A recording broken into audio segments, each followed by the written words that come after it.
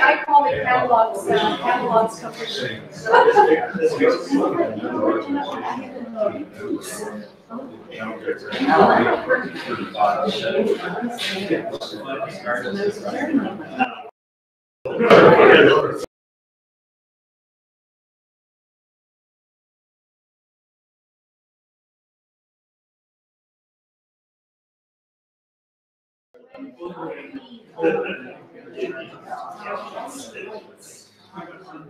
I'm eating it. I don't like the rest. Thank you very much. So there's no.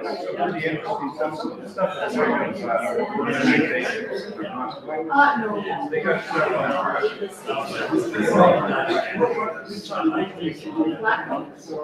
That's.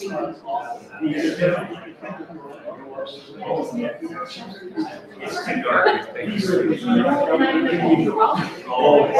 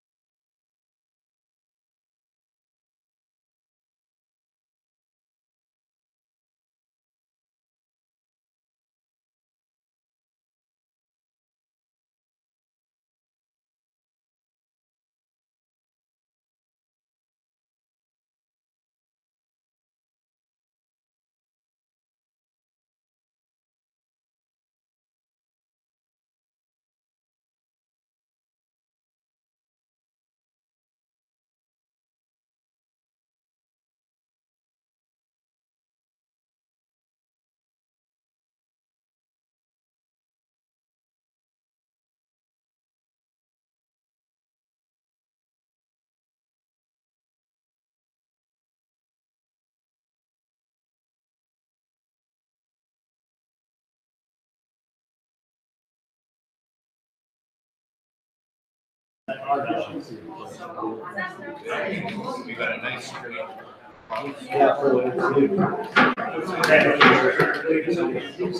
What we're gonna do, we're gonna put them into this hat. So can you pass that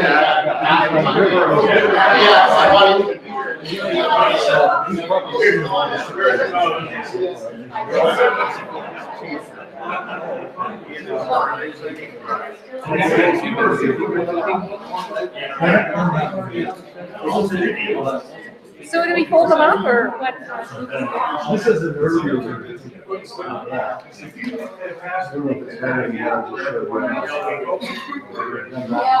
just give me one for the memory. Yes, I do. Oh, that's Yeah. This is better than what you're saying. You're too quick. There you go. Just your name. Your name. This is like us.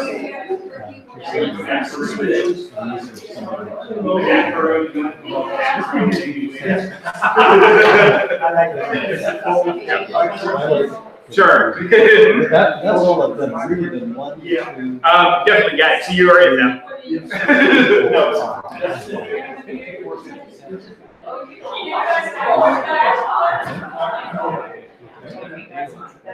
I don't think so.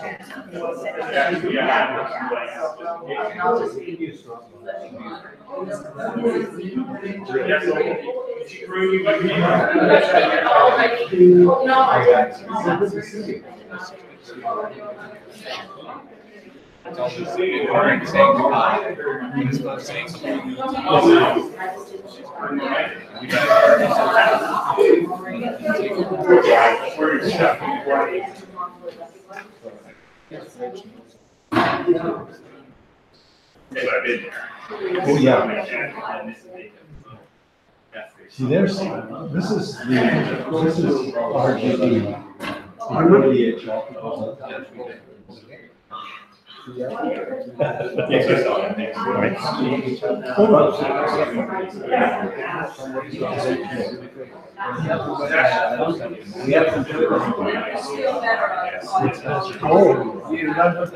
Yes, I do, yeah. Oh, I see, okay, yeah. Actually, Boone is the one who has. Yeah, yeah. Yeah, okay. Yeah, I forgot about you.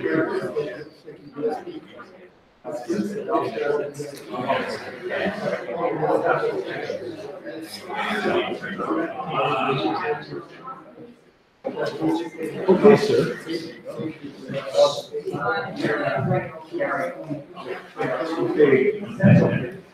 Hello, everyone. Welcome to the Victoria Centre of the Royal Astronomical Society of Canada. And tonight I would like to welcome a new member, Harv, who has just joined about 5 minutes ago.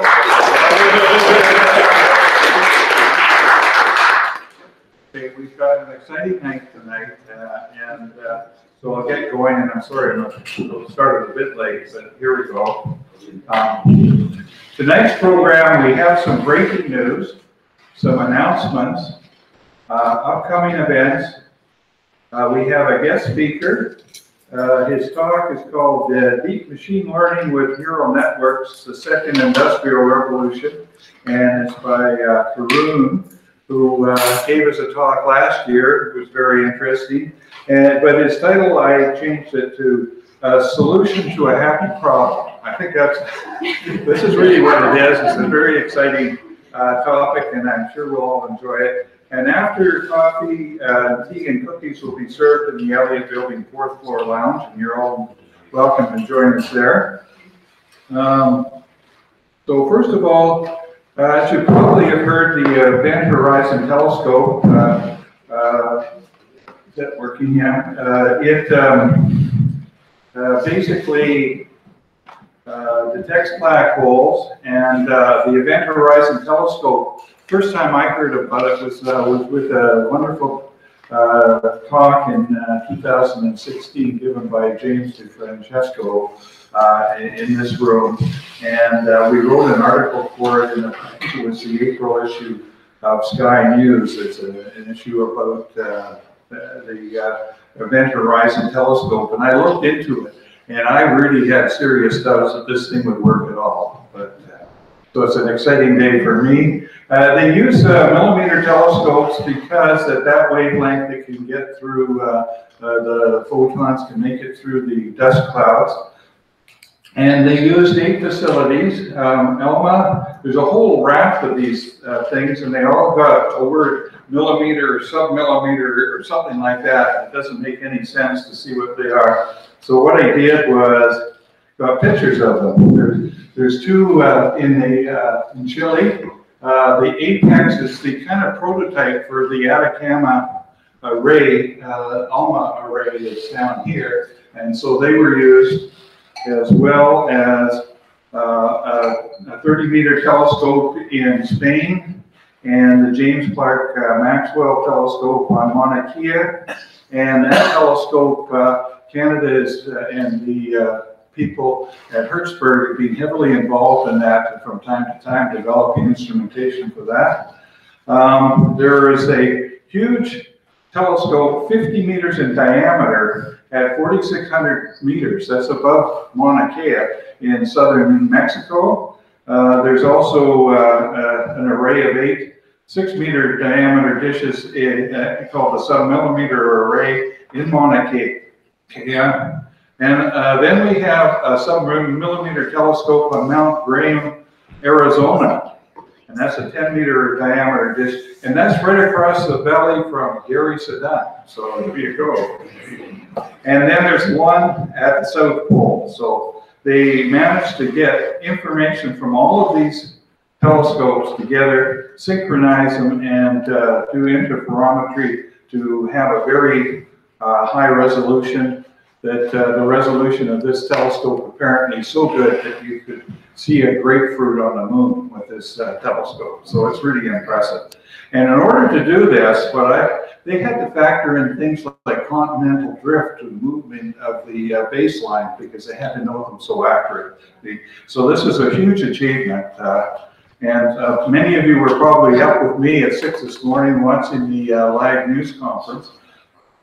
But the object that they looked at from this beautiful picture by John McDonald, this is the Markarian chain, and these 2 things here are called the eyes, and here they are arc galaxies, because John loves looking at arc objects and taking pictures of them. But the nearby is the M87. That was the target, and why did they look at that? It's a massive elliptical galaxy, 55 million light years away. I got that right? Yeah, I'm sorry, not 55 light years away.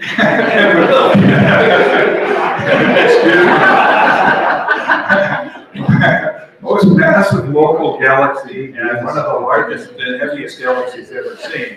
And this is why they do that, is that they've got so with that mass, you're going to have a big black hole, so it's a bit easier to see. And with this one, there's an energetic plasmic jet that is spewing out particles at near relativistic speeds. And the Milky Way has about 200 globular clusters going around it. The M87 has 12,000 globular clusters, so it's in a league of its own. So, and this picture here, in the IR, you can see the jets extending out from the relativistic jet pouring out from the center of the galaxy there. So it's going to be studied for years, the information from this. So this is the shadow of the black hole and a ring of light around it. I won't get into the gory detail because I don't quite understand it. And I think they're still trying to come to sort things out.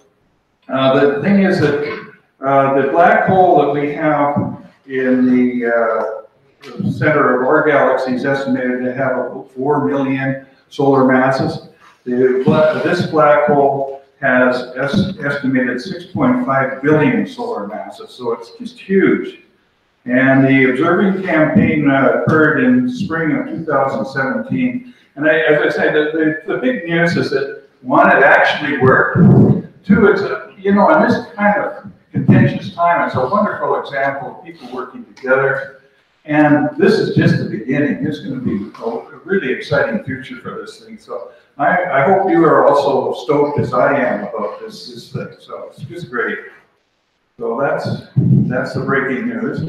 So because I talk so much about it, I won't say anything. And I've used up the vice president's speaking time as well. So I see Bruce isn't here. Bruce wrote another great newsletter, but unfortunately he couldn't make it. Deb, have you got a treasurer's report?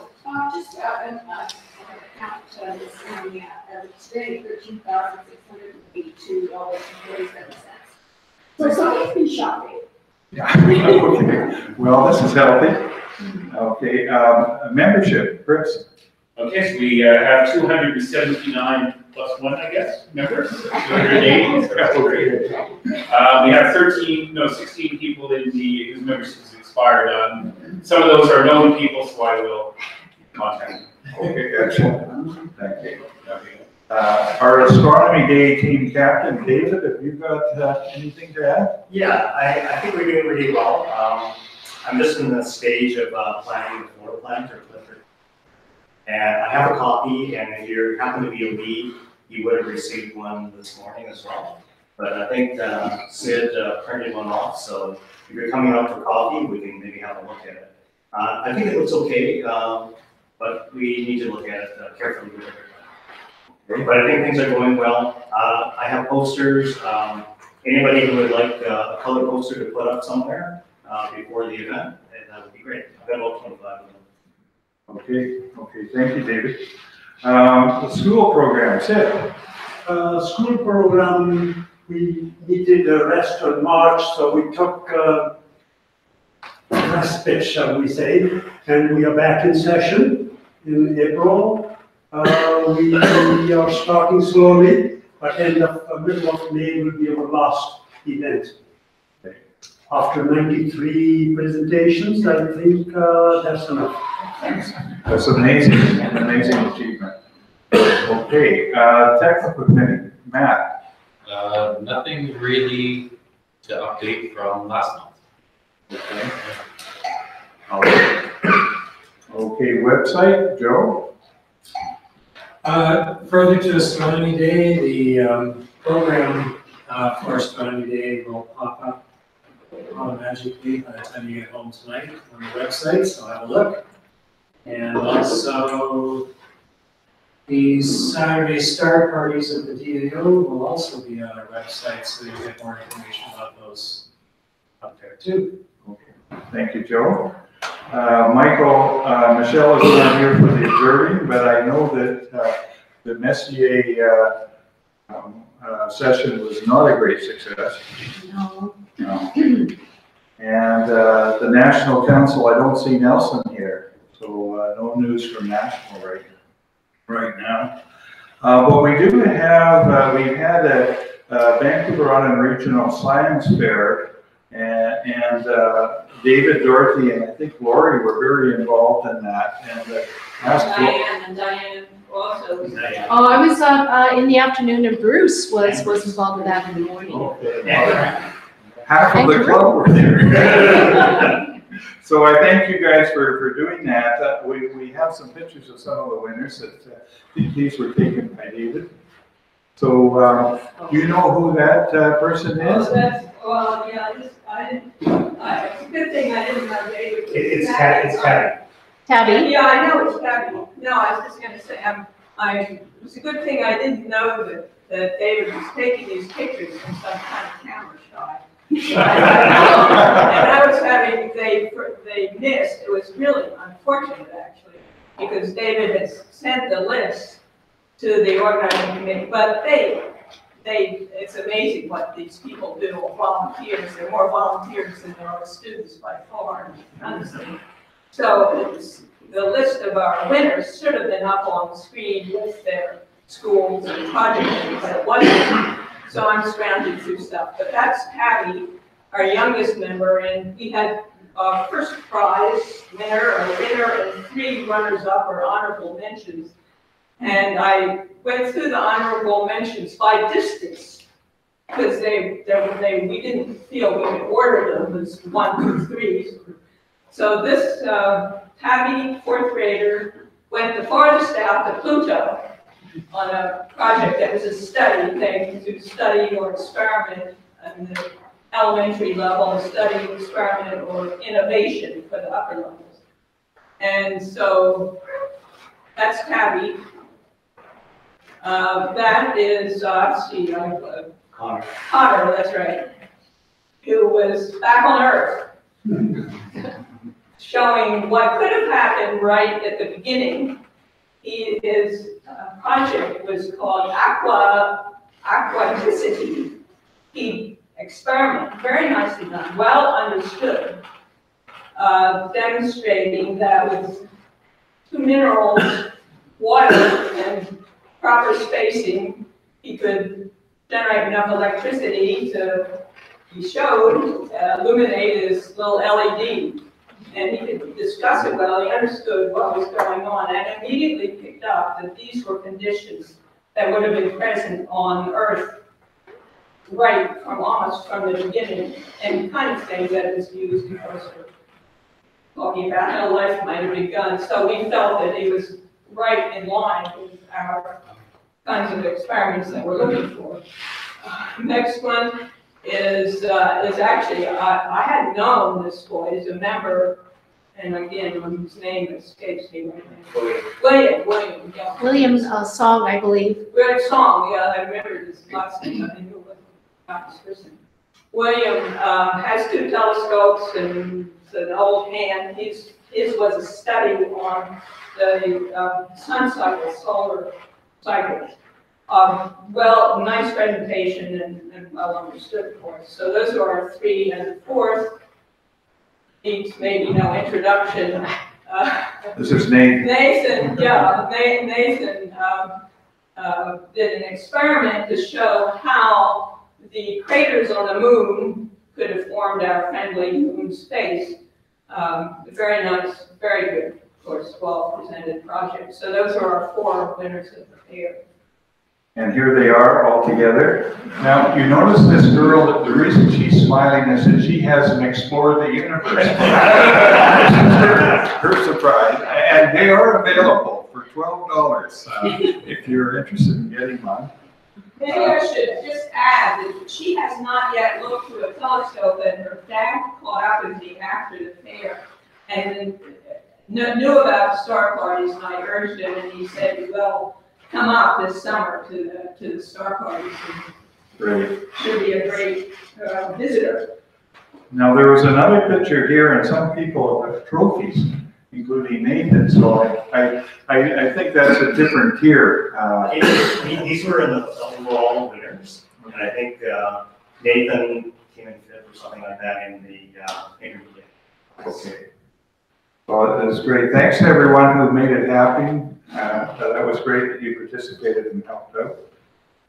Okay, and speaking of winners, so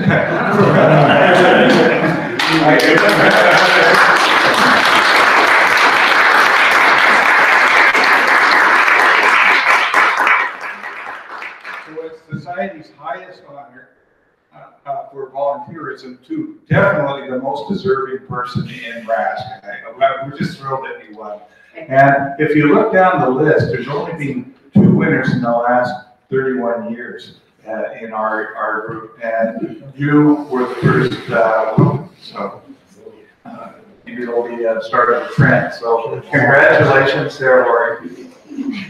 Thank you very much. Thank you to Joe, who unbeknownst to me and under my eyes, I didn't even know had started this. And so thank you to everybody who put their 2 cents worth in to put in the application. I really appreciate this. This is amazing. And I will be able to get to Toronto to get the awards. Oh, lovely. I'm really pleased I will be able to. And of course, I mean, as always, there's no way that one person does everything, every single person in this room, including a new person, always has done so much. I mean, we all do, and we make this organization a really good one, a really fine organization, and we can't do it. One person does not do it, everybody. Well, we know that the amount that you do is amazing, so thank you so much for your contribution. May I just say something? Could you take off the E off of Lori? Well, I've got a lot of corrections to make on this. No one will see it ever. Nobody will see it ever. I spelled it correct. Okay. Okay, so I knew it was Lori with an I, but I don't know what happened to it. And I don't know where you. Blame it on autocorrect. Not sure. At any rate, my apologies. Okay, upcoming events, Astro Cafe every Monday at 7:30 until the end of May. And last Monday, we had, 27 people out there, including Francois, who came down from the area around Comox Valley. They had 6 members in their Comox Valley Club, and so he set it up. He's the new president, and he put out a meeting notice in the paper, and they had 22 people show up for it. And others say that they regretted they couldn't. So things are really buzzing up there now. So we're really excited, and Francois, most of you probably remember, as a member of our club here, and he moved out to Highland about 4 or 5 years ago. And he'll be watching tonight. He is Yes, watching. Yeah. He's watching tonight. Francois. The UVic telescope observing session, we have one scheduled for April 12th. And the weather, I haven't really checked it. I think that it might not be too bad, so we'll have to see. So keep that in mind. Chris, when do they meet in the hallway? If we do have it, we'll send out a message, I guess. What time would be good to start, Karun? I guess we should ask that. I didn't have it on my schedule.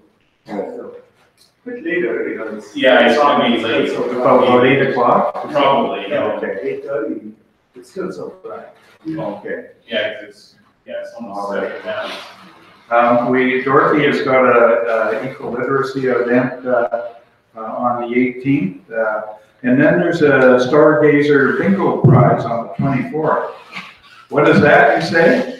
Well, this is, JJ sent this to me, and it's a bingo, and the main feature of this bingo is a night of stargazing at the Dominican Astrophysical Observatory, which means it's a major prize, and I think we get the big time, don't you? So that takes place at Fernwood Inn at 7:30 on April 24th. So please keep it in mind. It might be a fun event. Other thing is that we have Astronomy Day coming up, and let's just show you. This is a beautiful poster that David has designed, and you can get a copy of that to pass around to a store or something like, or organization to promote the Astronomy Day. We're really excited we've got all sorts of tables set up, and it starts from 10 a.m. to 4 p.m. on the Saturday, the 27th. But we have really some nice presentations, and magically acquired a theme accidentally. So at 11 a.m., J.J. Cavallars is going to do an encore performance of his talk that he recently gave here on Ultima Thule. And this represents one of the smallest building blocks in our solar system, and it's in pristine shape because it's way out at the outskirts. And building on that, Dr. Robin Dong from UVic is talking about planets forming from these little things and making disks around stars. And through ELMA and other devices, we can now see planets forming around here, and it's just amazing. sort of thing that is going on here. And this is taken from one of his papers that he did in 2018. So that's going to be a very interesting talk. And then at 2:30 in the afternoon, we have a combination. Ria Boros is an author from Victoria, and she wrote a book called, of all things, The Center of the Universe. And it's basically between a mother-daughter relationship, but it explores the teen's passion for astronomy. And one of the people who was very interested in this is Elizabeth Tasker. She's an astrophysicist from Japan, and she's very interested in exoplanets. And she's written a book called The Planet Factory. So they're going to be having a really interesting thing. So everything is going from tiny to bigger in the planetary area. We also are going to have a couple of Space Week presentations as well. So it's going to be a pretty good meeting, I think. So the next council meeting is on Wednesday, May 1st.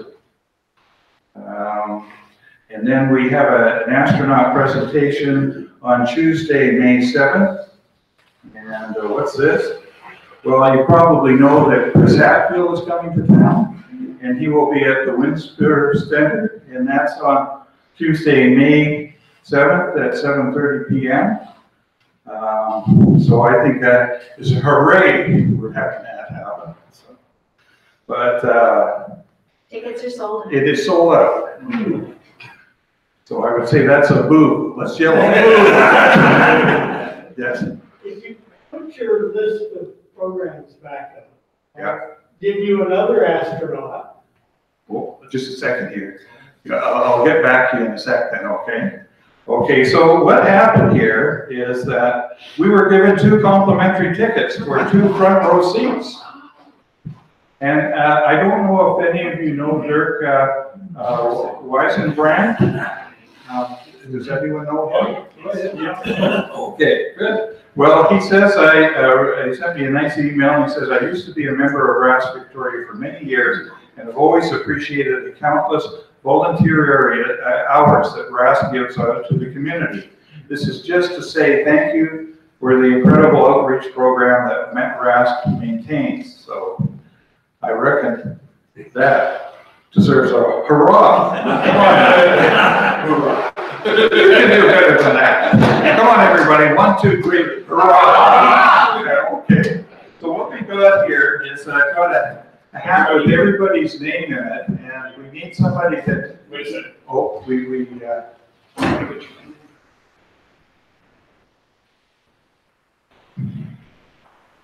So these are front row tickets, by the way, and the tickets value are nearly $90 each. So everybody in? Yeah. We should get an honest person to pick it up. Not me. Diane. Can you pick up the ticket for these? And Your own. Somebody's to be trusted, but, You all say Diane Callis.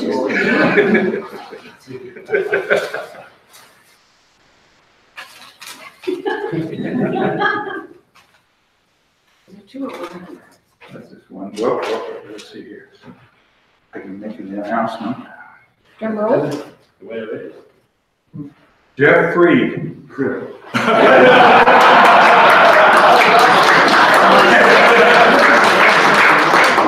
Jeff, I don't have the ticket yet. He's mailing it to me, so we'll get it to you in time, okay? So there. Let's try again.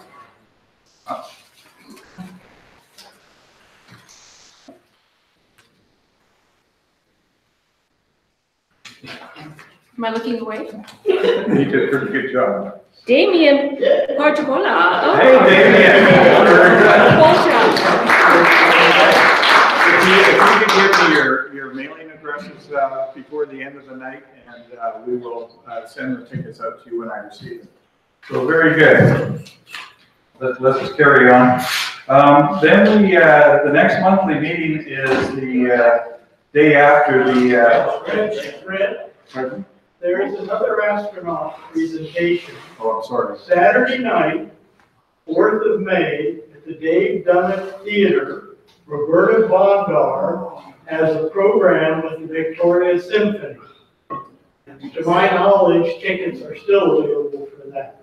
I have no connection with it, except we bought tickets when it was first announced last September. Okay, thank you for bringing that to my attention. You may remember that after her astronaut career, she became a professional nature photographer. She's published several books of her photography of Canada's national parks, and she's an amazing speaker. So She is. I don't know what the program will be, but I just feel certain it will be really interesting. So that's May 4th at the May Dave 4th. Bennett Theater, that's in Oak Creek High School. But yeah, so contact, you go on the symphony website. Okay. So it's with the symphony, so music is involved in some way. Okay, thank you very much for raising that. And Lori? And I actually asked, I phoned Mary Winspear, and, because I'm on a waiting list, I was too late and didn't get a ticket, darn.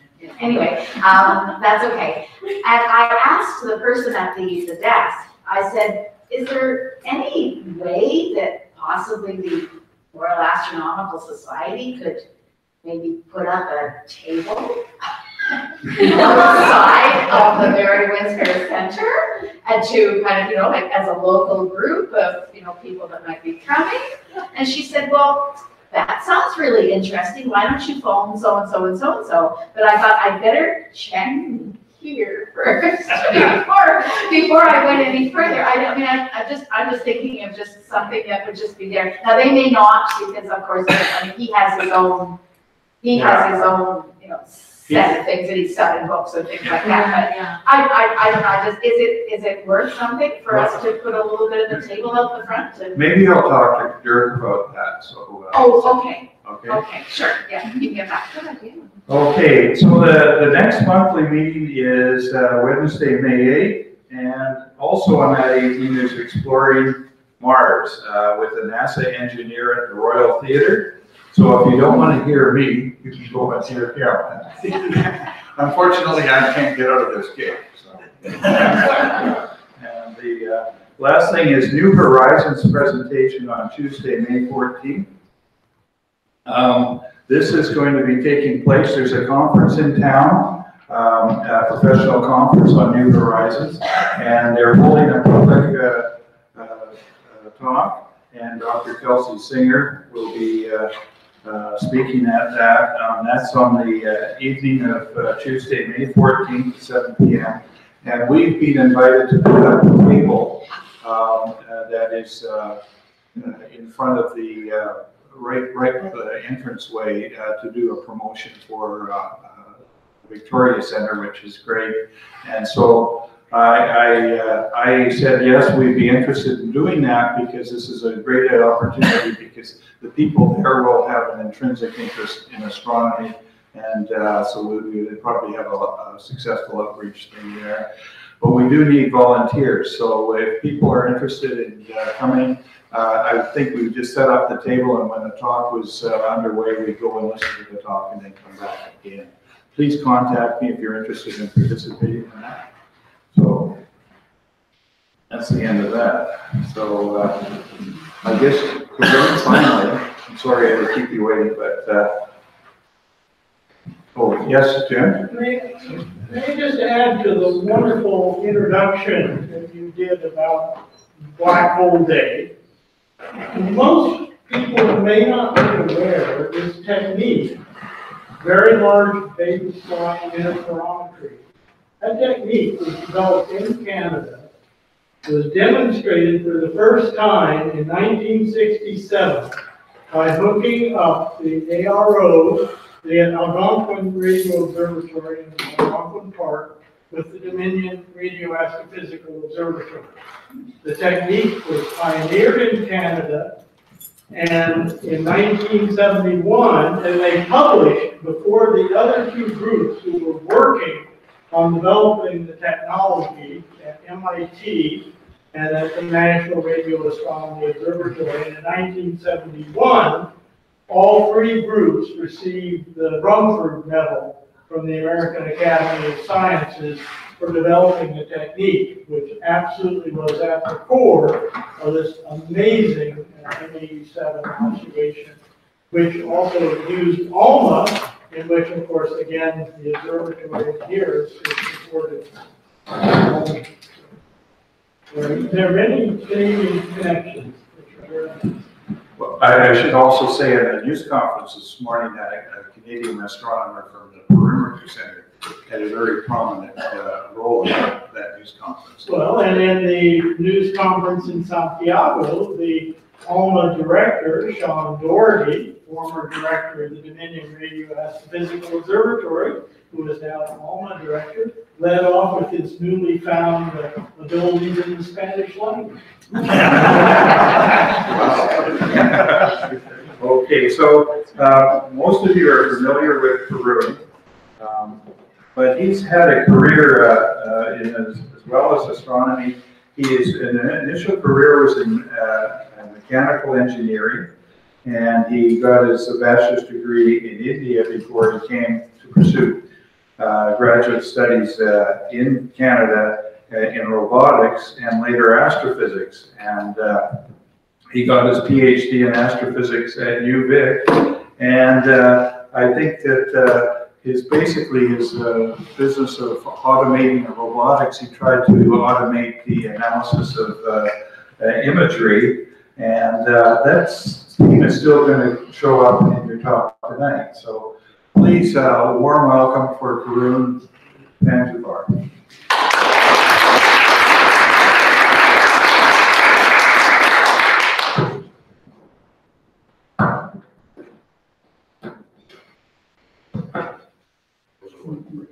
Thank you. Yeah, good evening. Is it working? Mike? Yeah.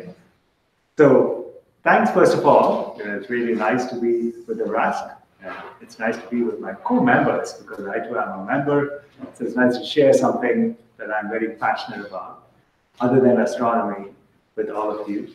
But of course, today is a momentous day, and I'm really happy Reggie's given you a nice introduction to the black hole. And there's M87, you know, the black hole that EHT has imaged. So I feel really privileged to be talking today, even though I'll be talking about something quite different. So my focus is on what I call an industrial revolution, the second industrial revolution. And I hope at the end of this talk, you'll be convinced that the changes that are happening, thanks to what we call machine learning, are really on the scale of an industrial revolution.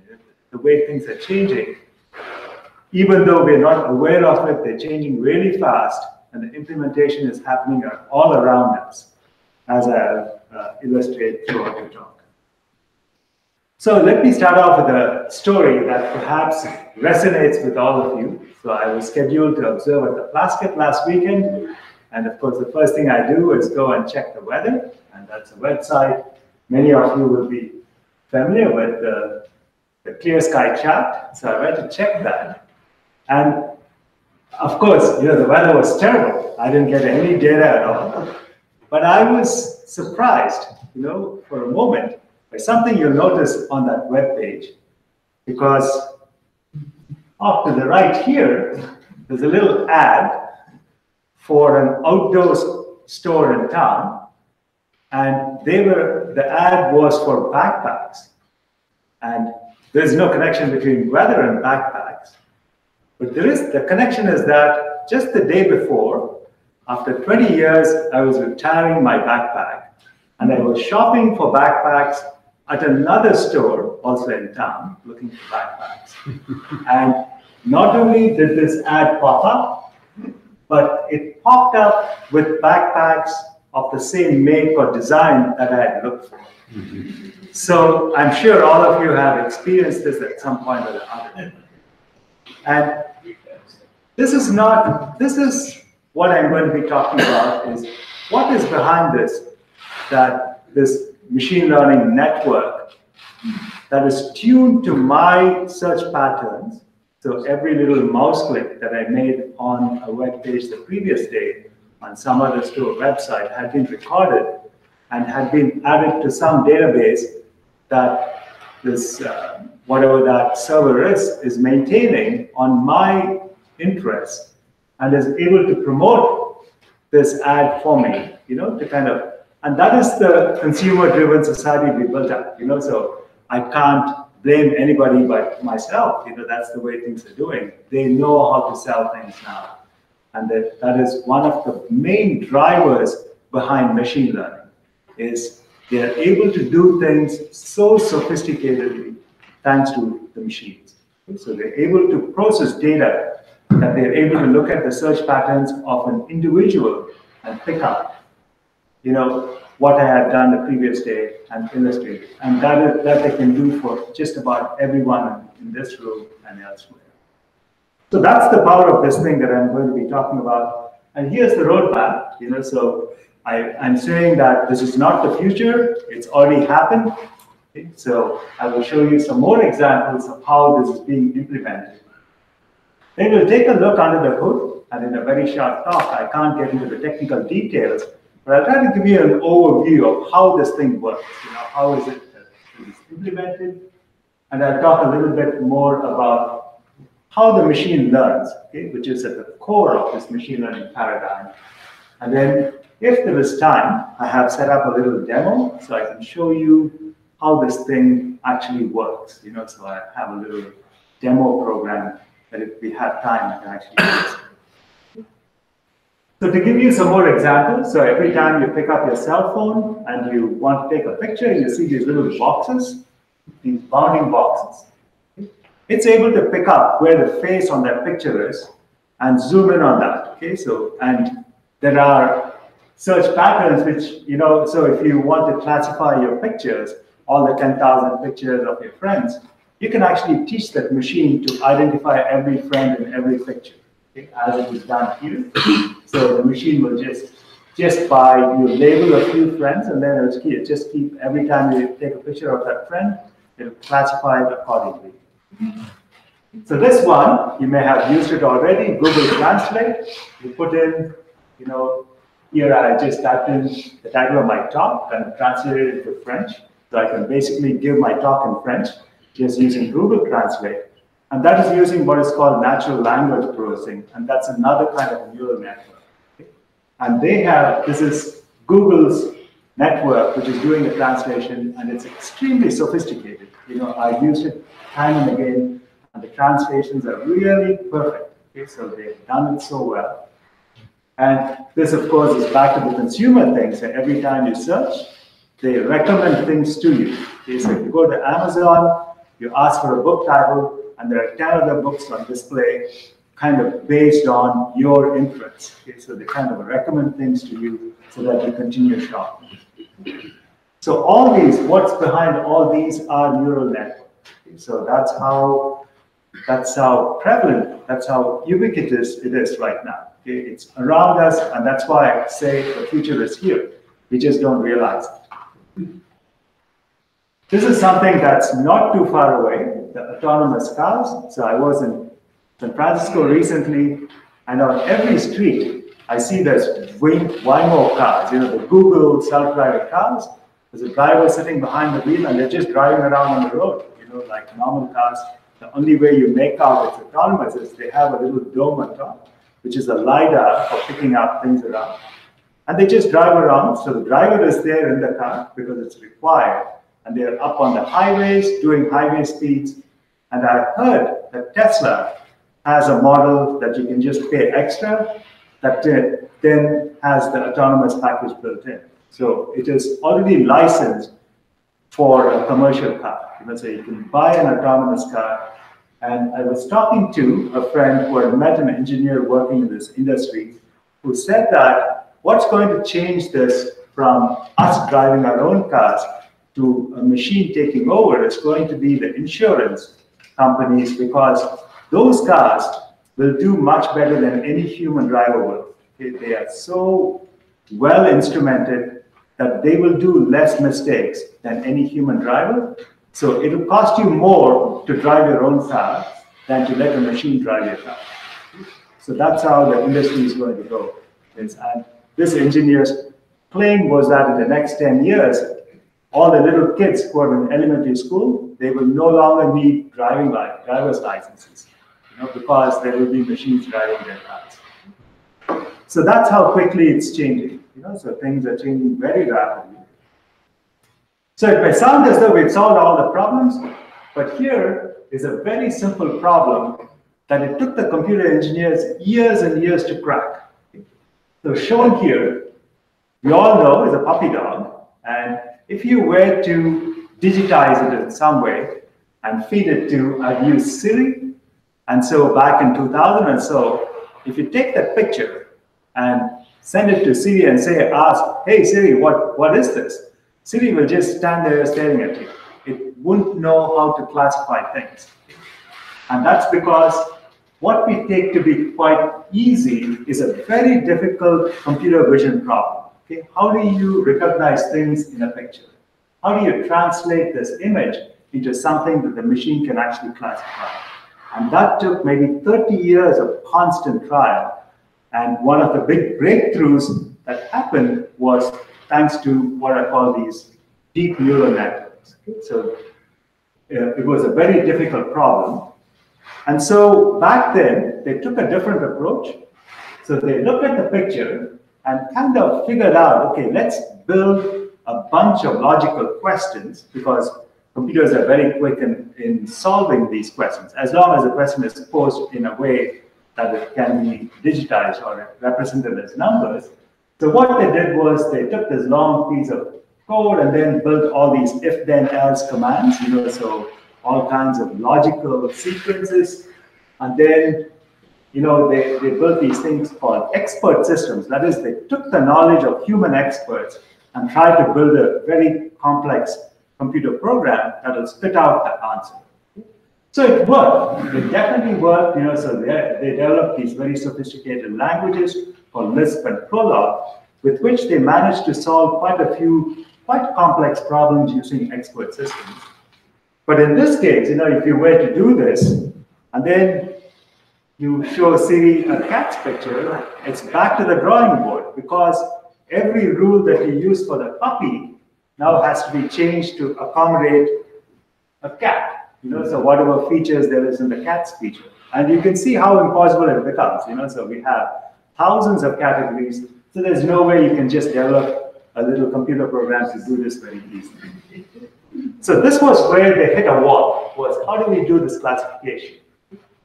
So the expert systems did not quite crack this case. So what really changed, what really changed this whole paradigm of having hit the wall was something called a convolutional neural network. And that is now almost the standard way of building neural networks. Okay? So the CNNs made a huge breakthrough, a major breakthrough in this classification problem. And since then, it's just exploded. Okay? So we kind of got past that bottleneck. And now we've managed to solve very complex problems thanks to these kinds of networks, these convolutional neural networks. So let me just go back and kind of summarize it. So back then, when they were trying to do this expert systems, the way they did it was they took the data, like the pictures of cats and dogs and all that, and they tried to build rules based on how we humans work. Okay, so all kinds of logical things. And then they fed it all into the computer and then asked the computer to spit an answer out. And that was very complex. As we saw, it's very difficult to build a single model that will take all kinds of input and predict it properly. Okay? So it was very difficult to build that kind of logic into a single computer program. Okay? So just to kind of emphasize again, the way it was done back then was we have the input data, we build a model with a certain number of parameters, and then that model will predict, or give you an output, the answer itself. Okay? So in goes the data and your rules, and out comes an answer. But what made the change was this change in the paradigm, where instead of building rules into the computer, what they did was they took the same data, pictures, and they gave the answers to the machine. Okay? So they gave a bunch of pictures, and each picture was labeled according to whether it was a dog or a cat or a kangaroo or whatever it was. And then they built a system that would then learn for itself what the rules are. Okay? So there were no rules imposed on the computer. So the computer kind of built its own rules and how it was going to recognize or differentiate between a cat and a dog. Okay?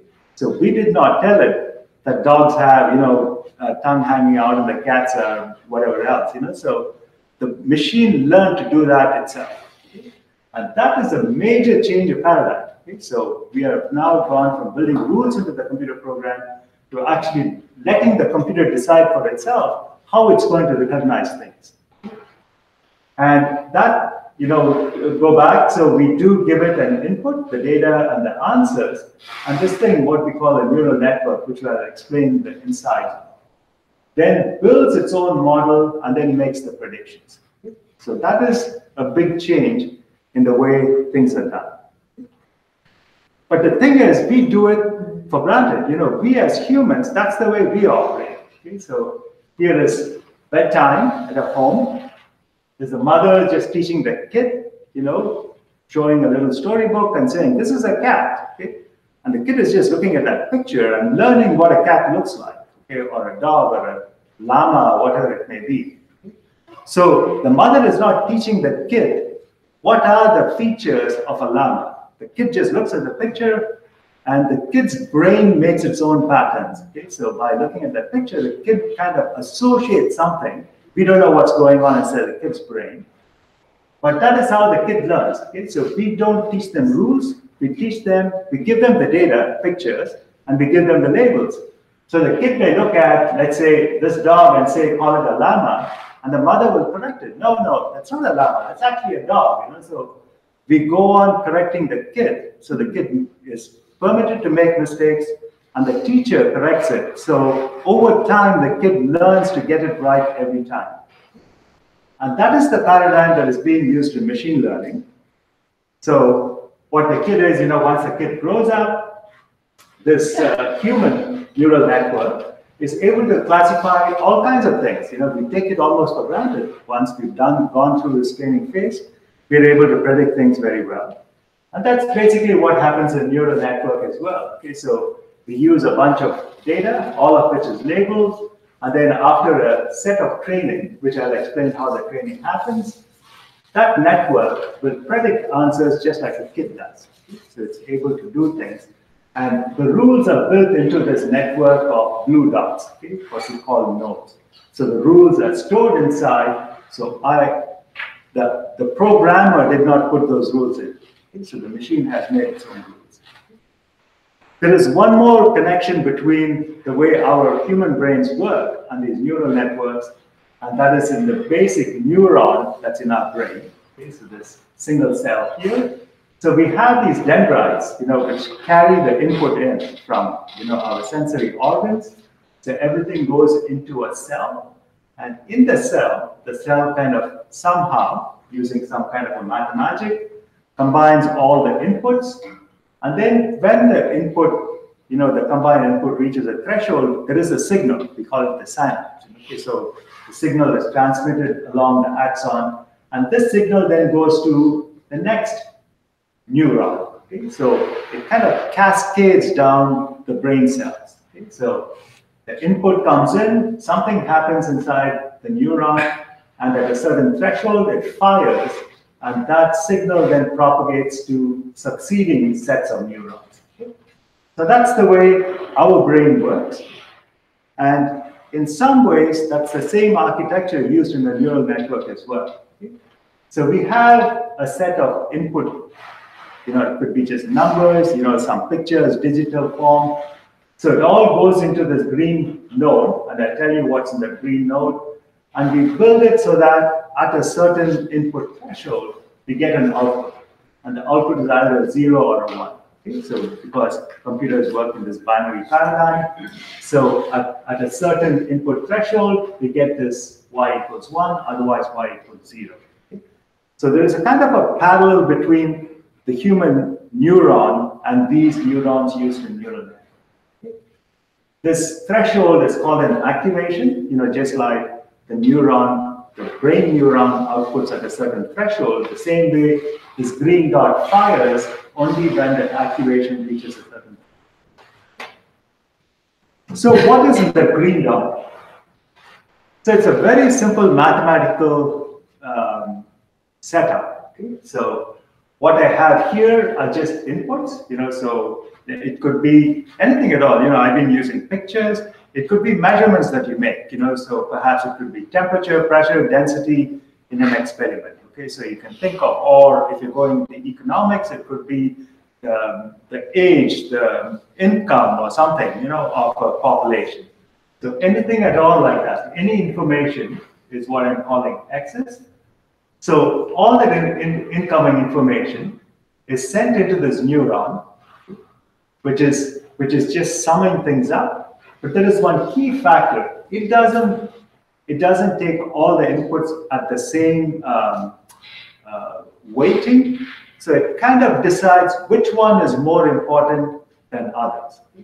And that is represented by these W numbers. Okay, so we call them weights. So it associates a greater weight to some input features and less weight to another input feature. So all those are then summed up and then sent to this activation function. So that's the one which decides whether all the summed value is above the threshold or below the threshold. If it exceeds the threshold, then it sends an output which is 1. If it is below the threshold, it just stays at 0. So that's the basic structure of one single neuron. So it takes the input, sums them up, and then sends it to another mathematical function, an activation function, which decides whether it's above the threshold or below the threshold. So, but it doesn't work with just a single neuron. So just in our brain, we have trillion neurons. It's the same way these deep neural networks have many, many hundreds of what are called layers. So each of those blue dots, in this little cartoon, I just show a few. There are lots of neurons per layer, and then layer after layer of these neurons as well. Okay? So we call those these deep neural networks. So there could be tens to hundreds of neurons per layer and hundreds of these layers stacked up one on top of the other. So these are the input values. They pass through layer after layer, and finally out comes a prediction and output. So going back to the example, so these could be just a picture of a dog or a cat. So that picture is processed by the network internally. It's converted in using these neurons, and finally out will come the answer, whether it's a dog or a cat or a llama or something. It'll actually predict or classify what the input, what that picture is. So I have kind of made it sound as though it's just like a cartoon, but that of course has to be implemented in a computer. And the code, thanks to the way this machine learning is built up, we have what are called APIs. We have programming packages. So everything is packaged so that each of these lines is one layer. So in just a single line of code, I can program one layer of this neural network, which is what I've done. So this is a multi-layer network, just the beginning part of that, and each one is one layer, and this is the number of input values that are coming in. So in this case, the input represents 3 different numbers, and there are 32 neurons in that layer. And then I stack the next layer, so the output from the first layer becomes the input. There are 32 neurons in that, and so on and so forth. So I kind of build up layer after layer this neural network. And each layer I can choose how many neurons I want to put in that layer. So all that is left to me to design. But as you can see, it's not a very complex program. There are no if-then-else statements here. So all I've done is just build up these layers. Okay? And now I have to then feed it the input. So as I mentioned, people have taken this idea and run with it. Okay? So there are very complicated architectures. The architecture that I showed you in sequence is not the only type of architecture that are used. There are all kinds of fancy architectures for these networks that are used for various applications. So, and this one here is the architecture that kind of won the prize for classification. I'll actually show you how well this basic neural network did when compared to humans. So that's the one, this particular network is the one which really invigorated the field a lot. So going back to the picture that I painted, so this is the basic neuron. I told you the inputs come in, each of them is weighted, and then it is summed up. And I kind of slipped one crucial bit of information, under the rug. I didn't quite explain. So who tells the neuron how much those weights are? How does the neuron know which input to associate more value and which input to actually disregard? So the network has no idea. Right? So you've just written the code, but there is no way it knows what these weights are. So, and that is where the learning comes in. Is initially I just build the system, the architecture, but the weights are completely random. Okay? So just like in the baby's head, when the baby is born, that brain is empty. Okay? So that brain has to be trained over time. It's the same thing that happens in the network as well. As when I build a network, that network is empty. It has no idea what these weights are. So I just give it some random values. Okay? So initially, the network is totally useless. I then train the network just like we train the baby. I show that network tons and tons of pictures, and I tell what that picture is of. Okay? So I tell the network what the correct answer is. And that process is called training. Okay? So I have to go through not only designing the network, but I also have to train it. And the way I do it is I collect thousands of samples of pictures. Each picture has a label, the correct answer associated with that. So that's basically what I do is here's a puppy, a dog, and a cat. So each of them is labeled. I'm sorry, it looks as though they're all sent into the network simultaneously, but think it is in sequence. So first I show it a puppy dog picture. The network, initially, it's untrained. So it'll just say some random thing, it'll probably call it a llama. But it knows what the correct answer is. So it'll compare its prediction with what the correct answer is. And because the two of them don't match up, it knows it has made a mistake, and it'll go in and we have an algorithm for changing those weights. Okay?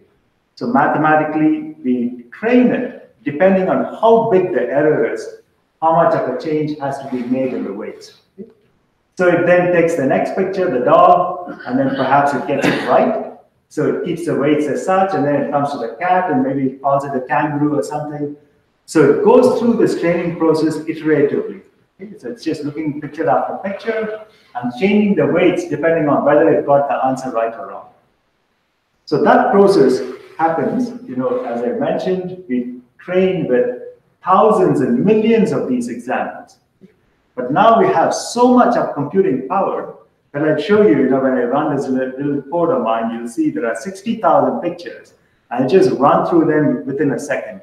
Okay? So that's how fast the computers are, and that's just on my laptop. Okay? So if I were to run it on a big server, it would take microseconds. Okay? And we have these new things called GPUs, these graphical programming units, which are extremely fast in doing repetitive jobs. So they are even faster. Okay? So we have the computing technology now to actually handle these kind of things. Okay? So which is what drove this whole field forward very quickly. So going back to my old model, this is the whole program.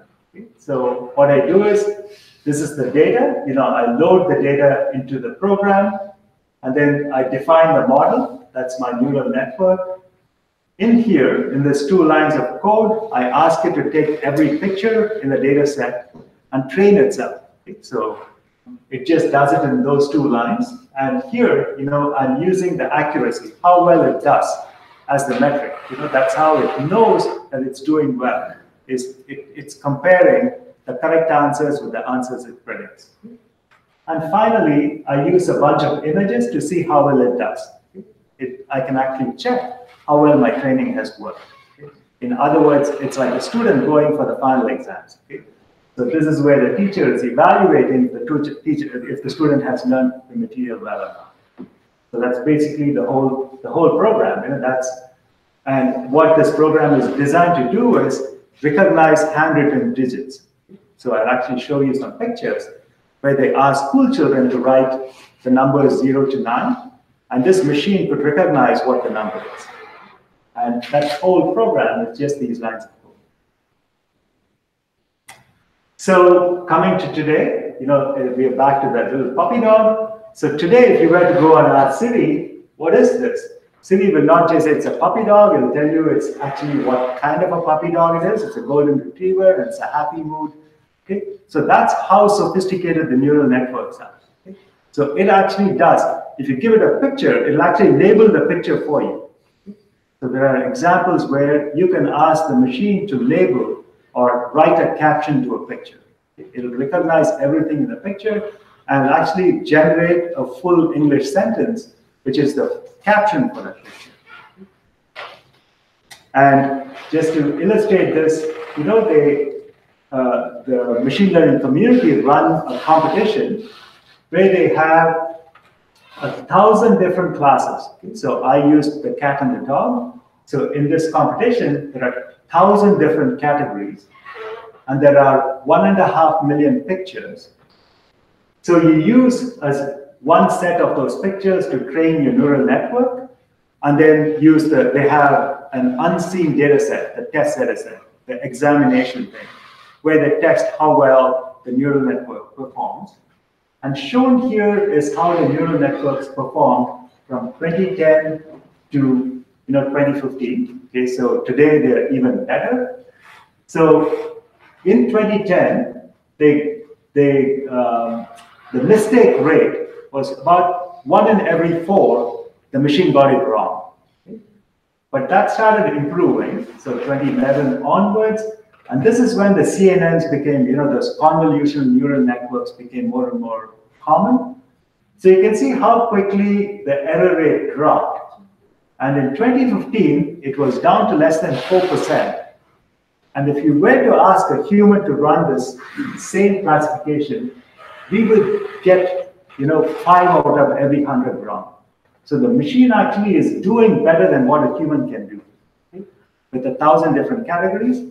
And these pictures, they're not high resolution pictures. If you actually look at them, they're kind of blurry. So and some of them you can't quite make out what it is, but the machine somehow recognizes it. Okay? And the key is that the machine was never told what each of these classes looks like. If it is given a ship, we didn't actually describe what the ship actually looks like. The machine learned for itself what kind of features the ship has, and then is able to do the classification. And this is 3 years ago. Okay, so they're doing much better now. The machine learning is doing much, much better. So that is my summary. Okay, so these neural networks are definitely, as you can see, it's a major revolution. Just the way we do this whole thing has changed. And as I mentioned, these architectures are changing very dramatically. People are just taking that idea and just coming up with very innovative things. So right now, the machine can generate human face-like pictures. Okay? So out of just noise. Okay? I don't have a sample here, but if you go and Google GAN, G-A-N, for Generative Adversarial Networks, they showed them pictures of celebrities, and now the machine generates what a celebrity would look like. So it will generate a fake picture of a celebrity.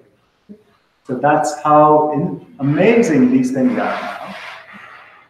And as I mentioned, we think this is sometime in the future, but the industry has pushed it because there is so much money to be made. They have just implemented it, without our knowing. As I mentioned, every time you're on Google, you're being tracked by a neural network, okay, whether you like it or not. So that's the way the industry is moving, and that is what is powering this innovations as well. And we scientists are benefiting from that. Okay? Because this is being done on the commercial side, we can take the same networks. So a network which is used to classify cats and dogs, I can then take and ask it to classify stars and galaxies. It's just a different class, but the basic idea is the same. Okay? We look at a picture and we figure out which one looks like a galaxy, whether it's a spiral or an elliptical. The machine can do it for us. And definitely there are many ethical questions that are still to be answered. And to give you an example, they trained machines to do, what do you call that, job search, human resources, so when you apply to a company, they do an initial cut. The machines were trained using data from humans, okay, so human resource people, so the way they assessed incoming applications, the machines then learned the same kind of sexist and racist rules that the humans had used earlier. They found the same patterns happening. So we cannot just trust the machines. They have no ethical notion that we have. So when we use a machine, that's something we need to keep in mind is the machine is only as good as the data it is fed with. Okay? So we have to be very careful to vet the data that actually goes into training this machine. And finally, as I mentioned, this is a field which is just taking off in a big way. So that's why it's really nice to share, at least an introduction to that field and ask you to stay involved. There's lots of information available on the net. There are courses you can do to learn how all this thing is put together. So I would invite you to at least stay tuned to keep up with the developments in the field.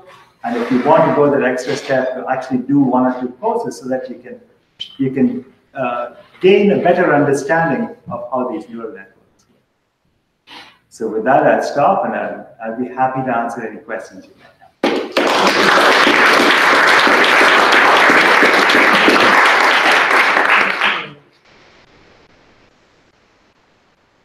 There's a lot of hands in the air. Gary?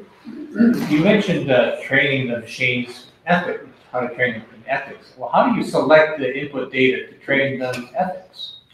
So that's a good question. And those are the things we as a community need to get together and figure out how do we make sure that the data is unbiased. So how do we do that is not something I'm able to answer. But I want to alert that these are things that we need to keep in mind before we can just take it on face value. So just because a network works doesn't mean it's working right. Have to be careful about all these things. But that's a very fair question. How do we do it? And I don't have an answer.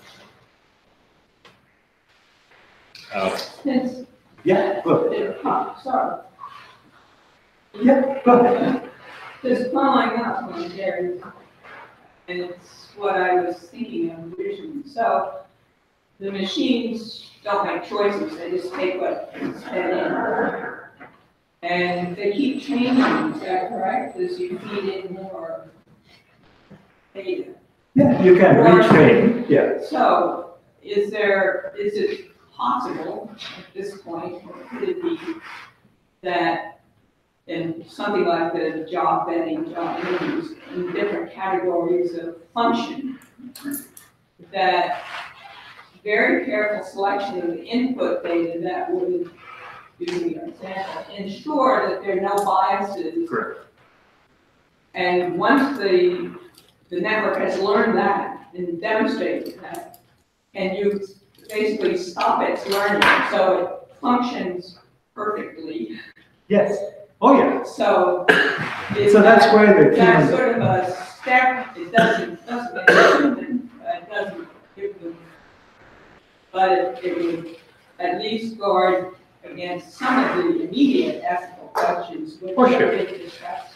Yeah, that's where the humans come in. Yes, we decide. Exactly, and then basically stopping the machine from doing this. Amazing. Oh, the machine doesn't go on learning. Okay, so that's a step that I turn on and turn off. So I can ask the machine to retrain, and then I can just freeze it and just use it as such. So I, as the user, I have full control over the machine. It's not just working autonomously. So when, sorry, but this categorizing, the interesting stuff, categorizing galaxies, stars, stuff that's happening, you want it to continue to take whatever data comes in, things that don't recognize, so. Oh, yeah, it will. Network would Yeah, so once it is trained, continue. there is no need to keep on retraining it. Right? So once it is working well, we just use that as a working model. You know, it's not as though every picture that comes in, it tries to relearn or something. So it just classifies it, looking at a picture, it classifies whether it's a galaxy or a star or something. But it's something that it hasn't seen before comes in, it would. Then you have make to. it make it worse. Yes. So that's why I'm saying it has to know what the categories are. You know, so you as the human being are still in control. Right? So you're watching how it is performing, and you're telling it what the classes are. So the machine doesn't know what a cat is. So you have to tell it that particular picture is called a cat. So it has no idea that it's called a cat, just on its own. If I'm answering your Maya? Not so much a question actually, but if you have a web browser with internet right now, yeah. One example you might want to pull up is stocksy.com. If you want to try. I actually have, you know, my little program, the demo program, that's what is on the browser right now. Okay. Well, I work for a stock photography company here in town. We've actually, right now, we're using a third party. They've trained a model, and we use that for classification of our images. Yeah. Be a pretty good example. Another example that comes to mind is, you know, those check boxes. I'm not a robot, and then sometimes it pops up images. Well, that's Google putting you to work training their model. Right, as well. Pick the bus, pick the crosswalk, pick the traffic lights. What comes to mind would the purpose for that be? You're training them how to drive. Very much so, yes. Yeah. And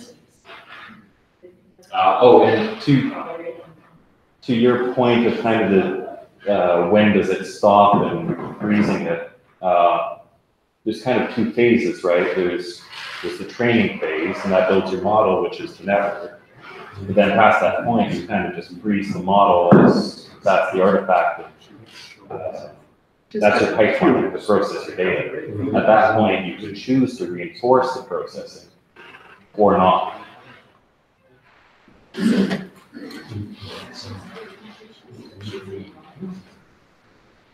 Do that. It doesn't let you go very far though.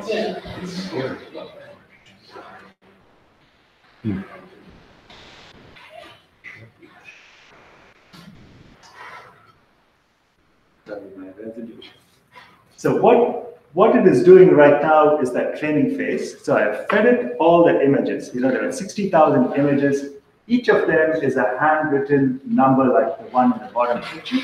So it has 60,000 of those pictures. And right now, as you can see, that little scroll bar, it's running through and it's doing the classification.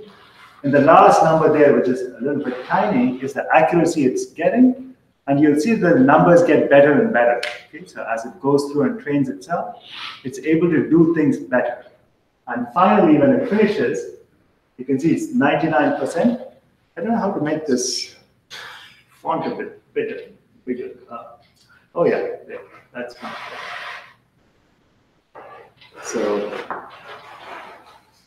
So what it did in the first line is load all the images. You know, it just took all 60,000 images, and then I just defined the model. So as you can see, you know, it runs through all 60,000 of them. And in the first pass, it got 94% correct. Okay, 94% of that 60,000 images, it managed to classify it right.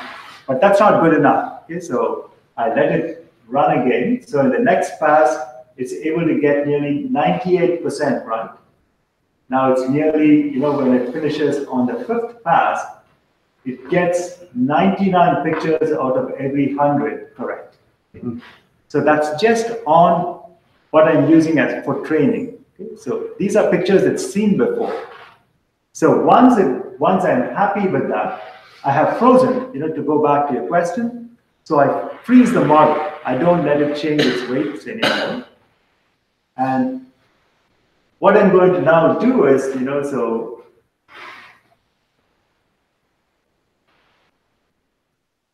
on this, let's see, this last line here, model evaluate. So it actually takes a bunch of images which it hasn't seen before, and then it classifies them, and that accuracy, it gets 98% of those pictures it's never seen before correct. And just to demonstrate how it works, I've just taken at random one of those pictures. So that's what this little code segment does, is I've chosen just one picture at random. So in this case, let me just run it.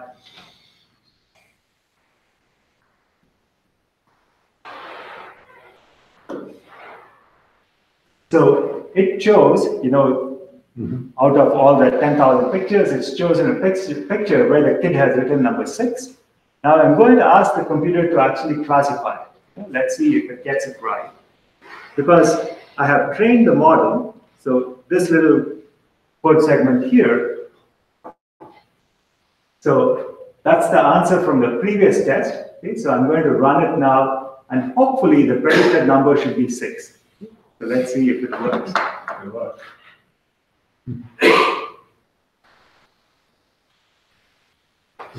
Let's see.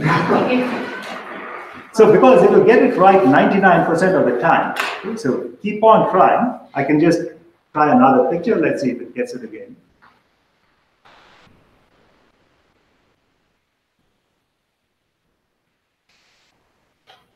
So this time it's chosen a 7.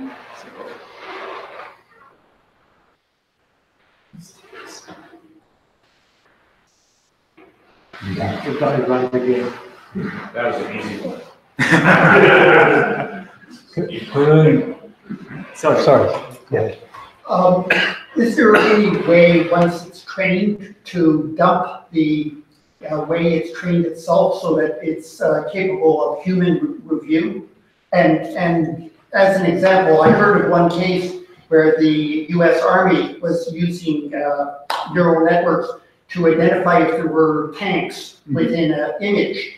And they were scoring beautifully, and then they threw in some other pictures, and it was failing miserably. And they realized that really what they'd done is they trained the neural network how to recognize a sunny day, because all the tanks were taken on sunny days, and the other pictures were cloudy. So, is there a human review of all those weights? Correct. So, there are two things. There are two parts to the answer. The first is they now have ways of illustrating what those weights represent. To go back to your picture example, the way the machine learns to identify a picture is it looks at, let's say, all the edges. It identifies edges, or let's say steps. So very rudimentary features in that picture initially. And then in the next layer, it kind of concatenates these rudimentary features into something more complex. So as you progress through the layers, in the final layer, if you illustrate what the weights represent, you will see things like, suppose you're doing a face recognition, you'll see things like a nose or an ear or something. So that's what the machine is actually looking for. So starting with something very rudimentary like just straight lines or steps or something, it's able to build very complex features in the final layers, which it then puts together to make a prediction. So you can actually basically see how the machine is learning. And it seems to be like what we also use to identify things. So maybe perhaps that's the way we are actually doing the identification, even though we haven't actually sat down and written down the rules. And the second part is, you're quite right. If you give it pictures of just tanks taken on a sunny day, that's the only thing it has seen, right? It has no way of knowing that tanks also can be in dark places or rainy things, because its knowledge is limited that way. It's just like a child whom you only taught to identify, let's say, animals in Canada, and then you go to Africa and you've never seen an elephant, so there's no way the child will know what an elephant is. So maybe he'll run up to the elephant. So it's the same kind of analogy you can use, so, and it comes back to the bias, so the bias in this case is sunny and tanks, so that sunniness is a bias in your pictures that the machine just picked up and so started making problems. Yeah, that's why I was asking if it was possible to review the decisions it was making, because hopefully if you review that, you can say, hey, wait a minute, it's keen on the weather, not on the tank. Sure. And that's why we use that step, that evaluate step is, I know what the answers are, and I'm testing the machine to see how well the machine does. And if there is a big difference between my training accuracy, which is that 98%, and my testing accuracy, then I know that the machine is not doing well. It's doing well on pictures it's seen before, but if I give it a picture it hasn't seen before, it'll fail. And that means that the machine hasn't been trained properly. So I'll have to go back and redo things as well. Do you think this had anything to do with the crash of the 737 MAX? No. I do not know. Yeah. Was there a connection? Well, it's software related, they killed 300 people. Right. Two crashes, so I just kind of wonder. That was conventional programming. I would think so, yeah. Most of them are control systems, right? So, yeah. And there's a lot of data, like, percent rates, it's doing this, and it keeps getting override. Yeah. I think they had turned the learning mode off by that. Yeah, well, the learning, the people over there overriding, but it wouldn't be overridden. I'm just curious because it will affect things like autonomous cars and things like that. Because people won't take too many of those kind of incidents to negate the fact that you'll have fewer accidents. yeah, but like I said, what's going to change is they will see how many human mistakes there are and compare it to the machine mistakes, So when you take the number of accidents, road accidents caused by human drivers, we are just, factors about what a machine does. And that's something we need to keep into account is we cannot expect perfect performance from the machine, so it is trained on a subset of all the different things that can happen on the highway. And there are times when it will fail, and that's something we need to be aware of as well. Can you train the lawyers, though? There you go. Jim? Sorry. Can you say anything about the role in astronomy and the growth over the past decade or so of various citizen science projects and classification? Is citizen science going to go away because this technology is ready to replace it, or has it already replaced it in astronomy? So that's a good question, Jim. So right now, the Zooniverse project, where it's kind of managing all the citizen science. So to go back to a case of Galaxy Zoo, where they use the Sloan Digital Sky Survey, and they ask citizens to classify them as galaxies and different types of galaxies. They built a machine learning model based on the labels that the humans had already generated. Because as I mentioned, in order to train the network, we need the images, but we also need the answers. So they took the answers that the humans had provided and then trained a network, which can then try to do the job that the citizen scientists had done before them. So it can work in tandem. So we humans, I think, can work on par with the machines and use the machines to take the drudgery out. So we still need to double check, cross check all the time. And going back to Dorothy's point of what if there is a galaxy that the machine has never seen before, it will definitely get it wrong. So that's something the humans will have to still intervene and correct and retrain and improve the models. But whether there is a role for citizen scientists or not, I am totally a proponent for that. I hope that continues. And like I said, the machines still rely on us to provide that training path. So they are not capable of doing things independently. So it's going to be one of symbiosis than one or the other.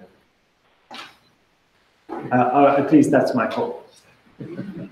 Varun, when I'm thinking of this, I'm thinking of the book, The Glass Universe, where we had very tedious work. And I was wondering if these plates could be processed automatically and all of the data extracted. The one question I have is, would a neural network be able to establish a Cepheid variable relationship for something like that? Do you think that that's a conceivable thing? Yeah. So if you give it a bunch of pictures and it needs to know what is the relationship that you're seeking. You know, for instance, if leaving Cepheids alone, if you just give it a mathematical function, but you don't tell it what the function is, you just sample that function at 10 different points, and you use that to train the network. The network will build a model which will mimic what the mathematical function is, even though it doesn't know what the mathematical function is. For instance, if you just take a third order polynomial, you know, some ax plus bx squared, something like that, it will learn the internals of an a, b, and c by itself just by looking at the data. It won't represent it as a mathematical formula, but it will know what those coefficients, what role those coefficients play in the overall function. So it will be able to build a model that it can then use to predict something. So for instance, the luminosity of the Cepheid, it will be able to predict that if you just give it enough of the Cepheid light colors. One other thing I guess is about that, you talk about it, the happy problem of the tsunami of data coming our way, and we're seeing it with Gaia, with the 1.7 billion stars and spectral classifications and all of this sort of stuff.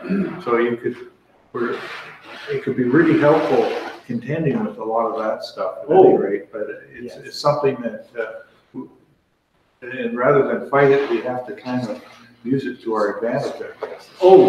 The astronomy community has embraced in a big way. There's almost 2 or 3 machine learning related papers every day on AstroPH. You know, that's how quickly the astro community has embraced this technology as well. Yes.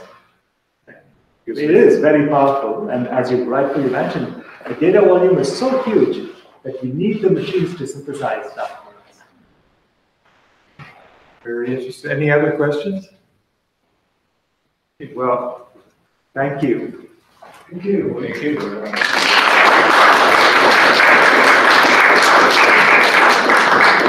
Last year when Varun was here, we gave him a coveted T-shirt. But this year we're going to give him a coveted mug, and I'm worried that you may already have one.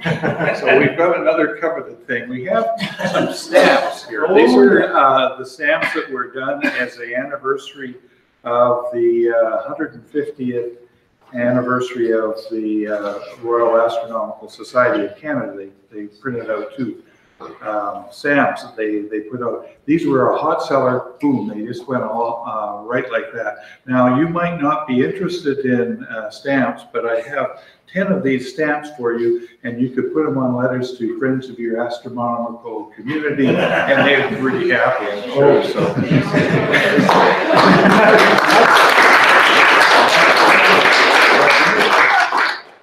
I value stamps, and this one I did go, you know, I bought one right away, and when I went back to get more, they were sold out, so this is wonderful. Thank you so much. Thanks very much. My pleasure, thank you.